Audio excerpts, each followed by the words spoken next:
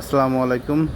আপনাদের মাঝে আজকে হলুদের প্রজেক্টটি দেখানোর জন্য চলে এসেছি। হলুদের প্রজেক্টে অনেক দিন পর আসলাম। আলহামদুলিল্লাহ হলুদ গাছ অনেক বড় হয়ে গেছে। এর আগে আমরা আপনাদের দেখাইছিলাম যে নিড়ানি দেওয়া আর সার দেওয়া হলুদে।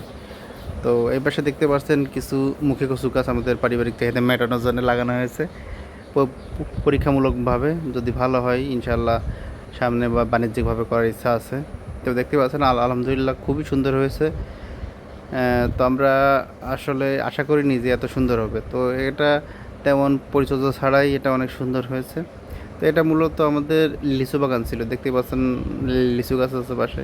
তো লিচু বাগান হওয়ার পরে লিচু গাছ মারা যাওয়ার পরে আমরা এখানে কলা গাছ লাগাই। কলা গাছ 1 বছর ছিল, এটা দ্বিতীয় বছরে অনেক কলা গাছ, কলা এখন নাই বললেই চলে। তো এবার আমরা এর ভিতরে হলুদ লাগিয়ে দিয়েছি। সামনের বছর কলা আর রাখবো না, এটা পুরোটাই হলুদ থাকবে, না হয় মুখে কিছু থাকবে ইনশাল্লাহ। তো দেখতে পাচ্ছেন আমাদের হলুদ আলহামদুলিল্লাহ ভালো আছে। এখন কিছুদিন পরে আমরা গুঁড়া বেঁধে দেবো ইনশাল্লাহ। গুঁড়া বেঁধে দেওয়ার পরে মোটামুটি হলুদের চেহারা আরও ভালো হয়ে যাবে আশা করছি।